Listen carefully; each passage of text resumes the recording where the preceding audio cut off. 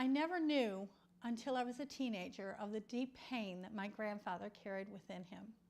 It wasn't until I was a teenager that he told me the story of how his entire family was murdered by the Nazis in World War II.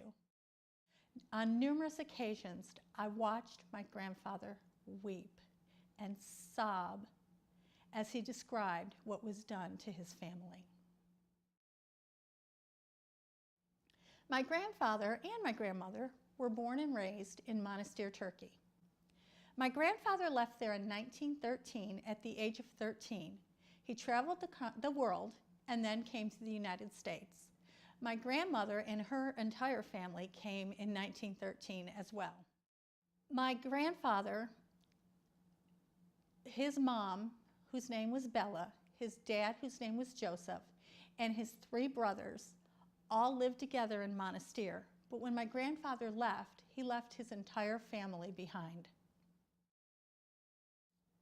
On March 11th of 1943, in the early morning hours, all of the Jews from Monastir and 2 nearby towns, Skopje and Stipt, were rounded up and put on cattle wagons.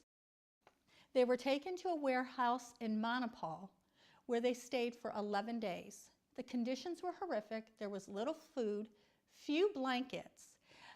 The Jews were regularly searched and beaten.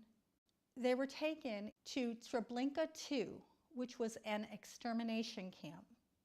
It was 60 miles northeast of Warsaw, Poland. Up until that point, the Jews actually thought that they were being relocated to Bulgaria. It wasn't until they saw the German soldiers that they realized what their fate was. There were 10 gas chambers at Treblinka II. No one who went to Treblinka II of the Monastir Jews survived. My grandfather was the sole survivor of his family. It's difficult to look back and see my grandfather's pain.